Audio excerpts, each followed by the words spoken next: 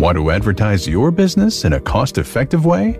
It's time to give podcast advertising a try.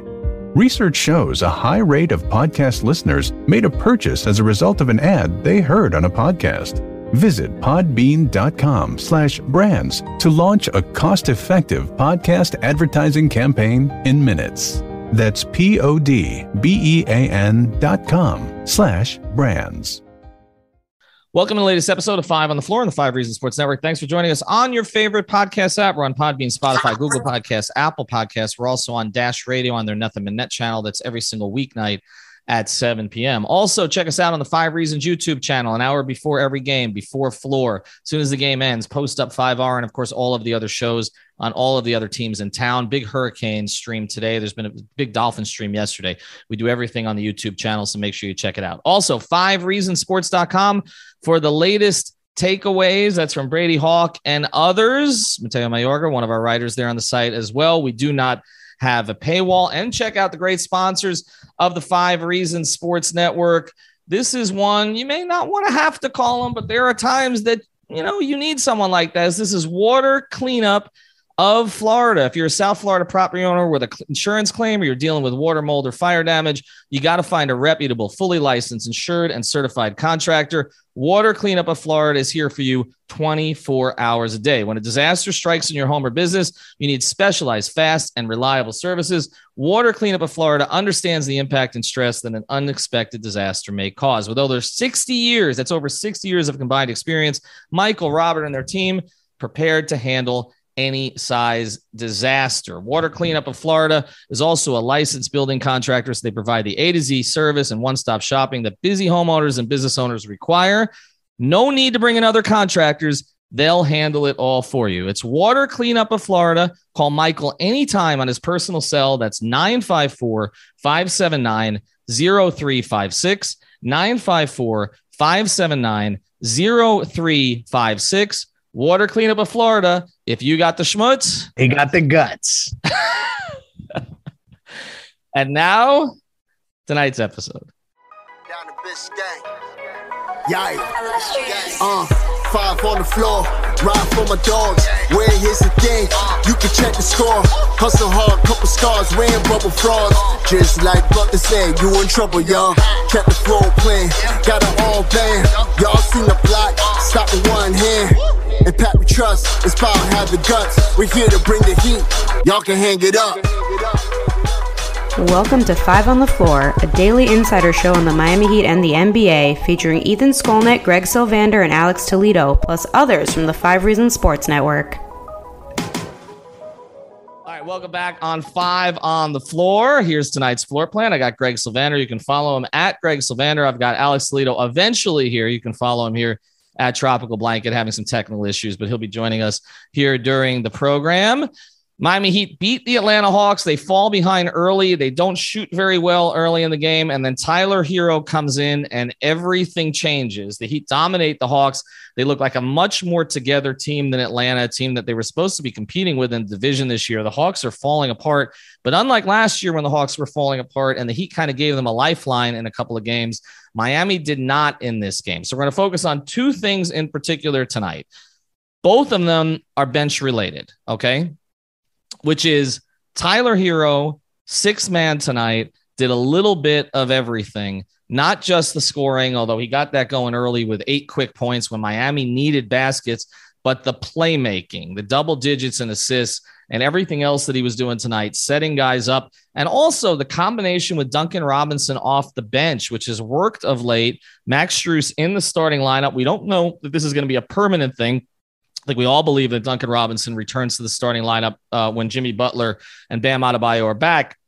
But for now, one of the combinations that's been problematic for Miami over the past couple of years, which is Herro and Robinson, has been working. Greg, why?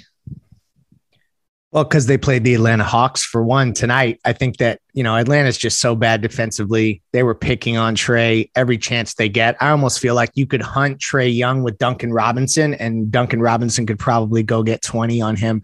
That team looks weird. Atlanta is in a weird headspace in general. So I don't know that this Herro Robinson offensive spark. They were both plus 18. I'm just glancing down here at the box score. I don't know that that's necessarily something we're going to see translate game over game, and especially in the playoffs. I don't know that Herro and Duncan are a duo you're going to see a ton of, but it's games like this where Tyler is so much of the engine of the offense. Duncan is just enough of a threat, especially early on, that you can get away with having the two of them come off the bench. And I mean, Heat bench, 55 points. Hawks starters, 56 points. So sometimes you can just kind of just overwhelm a team. And I think that that's what took place tonight. It didn't start out well, which I also think is a really good sign for the Heat to go out on the road. Sometimes like a first game after you've had a little bit of a break, you can come out flat, you can be rusty, and you can't recover from something like that. Herro and Robinson came in, injected life in the team. Gabe did as well. Cannot discount him as well.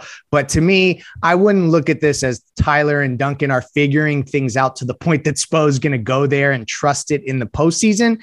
But I just think it's good to see both of those guys starting to hit a stride offensively in ways that maybe we didn't see, 3 weeks ago. Yeah, and I think one thing that this shows again is that Tyler Herro at this point is just more comfortable coming off the bench. And not just that he's more comfortable coming off the bench, but it adds this other element. I mean, we used to see this with Dragic, which is that you can fall behind early in a game.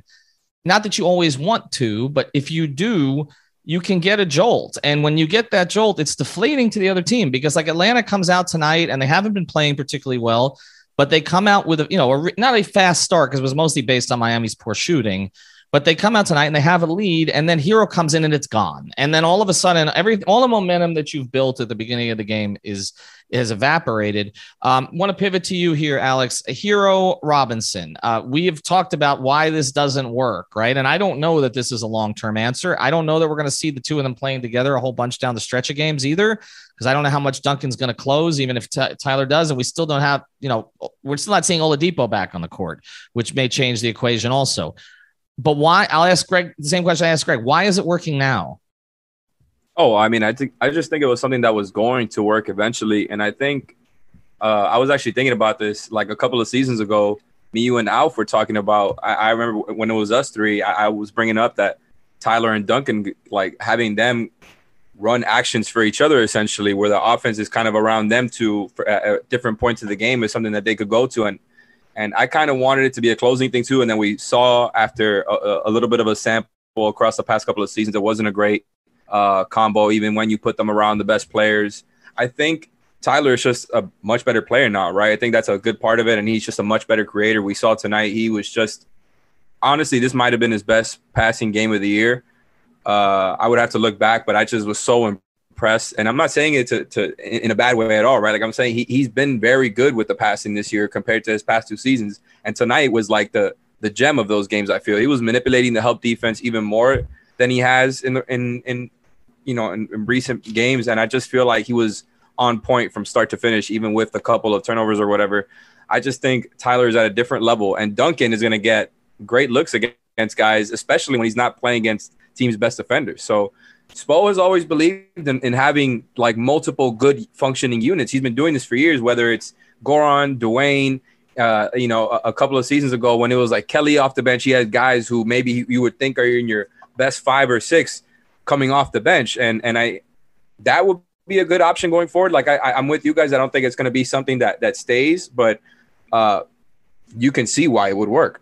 Yeah, and Greg, you made the point here in the chat that Max Strus only played 15 minutes tonight. So it does appear there's a little bit of a hot hand thing going on, and that's something that Sean Rochester talked about on my show Starting 9 this morning. If Duncan's got it, he stays in a little bit longer. You have a lead. You don't necessarily feel like you got to put the defense out there to clamp down because you got a double-digit lead.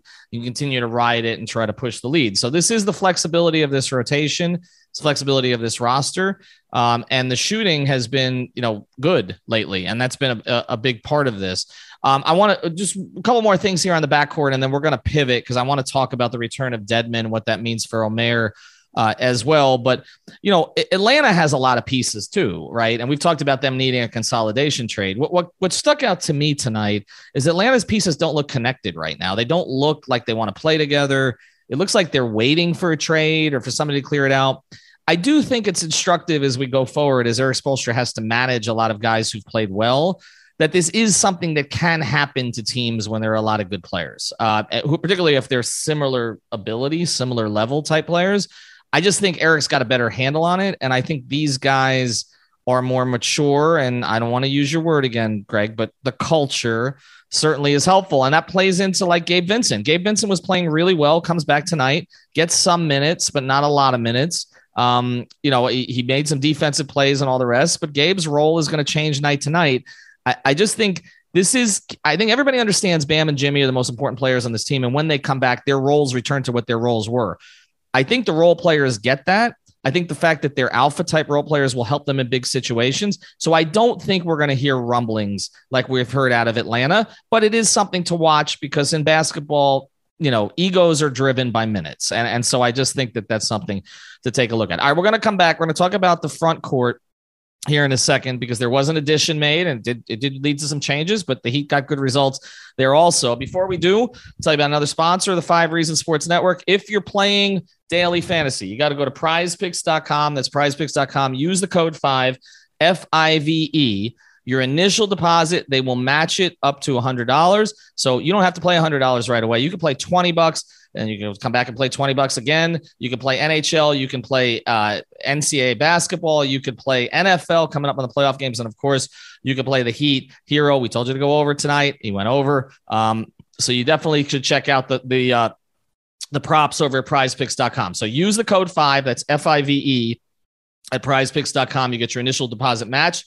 Also, if you need premium CBD, go to therapistpreferred.com. They've got the gummies, they got the tincture, and they've got the sports cream. It helps with recovery. It helps with sleep. And this is the best stuff. So you get 25% off at therapistpreferred.com if you use the code 5RSN. All right, let's get to the front court here quickly, guys. Dewayne Dedmon comes back after missing a couple of weeks. He was about right on schedule from what it was anticipated. I don't know that we expected him necessarily to play tonight until the announcement was made before the game. As we talked about him before, Floor, Yurtseven stays in the starting lineup. That has been Spoelstra's kind of MO here with players coming back from injuries and from COVID, is to work them in off the bench. I thought Dedmon's minutes were really important tonight, and I think he showed again why he is the right backup center for this team at this time, even though Yurt played well down the stretch and obviously finished some things that he didn't finish earlier in the game, and he has that knack for rebounding. But this is what I'll say about Dedmon and why I think he's going to be the guy. His ceiling is not as high as Yurtseven's, okay? We know what Dedmon is as a player. He's been that player for a long time. He was that way in Atlanta. But his floor is higher. Like, I don't feel like you get the bad night from Dedmon or the bad possession. Like, you know pretty much what he's going to give you. And I think that certainty, Greg, is why ultimately, and this may irritate some fans who love Dedmon, but they love the promise of Yurtseven. It's going to be Dedmon in the games that matter, isn't it?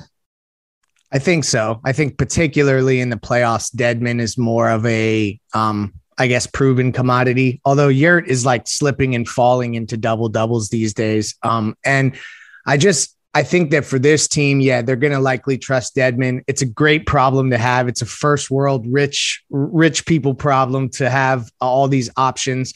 The first message I got from a buddy as this game closed was, how are you going to sit Yurt after this stretch? And that the person also said, I don't envy Spo.